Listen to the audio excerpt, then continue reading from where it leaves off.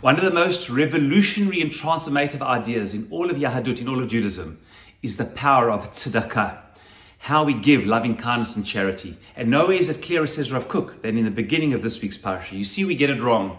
We think that the purpose of charity is to give to somebody else, to enhance the lives of others, the recipient.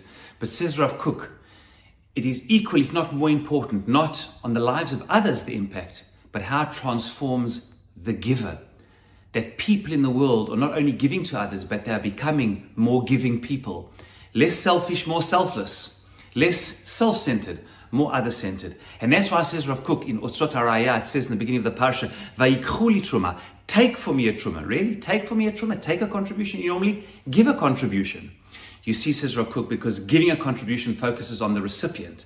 Taking means it's on the giver. We take from ourselves. The impact of taking what we have and giving to others transforms not only the life of somebody else, but also ourselves. And it's this very same transformation of the giver, says the Midrash, which explains the order of what people gave. You see, it's strange, the order. The 15 materials that were given start with precious ones, gold, silver, and copper, and then goes on to really immaterial ones, wood, oils, skins, besamim, spices, and at the end, the precious stones, avnei shoham, avnei miluim. Why are all these less material objects given first and only afterwards the precious stones? And says the Midrash, because the precious stones, many of them belong to the wealthier people, and they struggled to give, not with ease, it was difficult for them.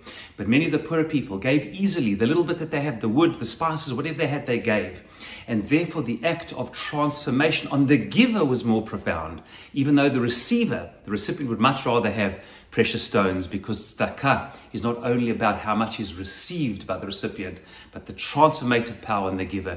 And that's the essence of Judaism, ultimately expressed in the beginning of this week's parasha, the ultimate giving of the creating the Mishkan. May we all, Bezrat Hashem, be able to enhance the lives of others, but know that Hashem judges us not only by how much we give, but rather how much we give relative to what we have, the ease and way within which we give, and how we, the giver, are transformed through giving to others is ultimately what Judaism is all about.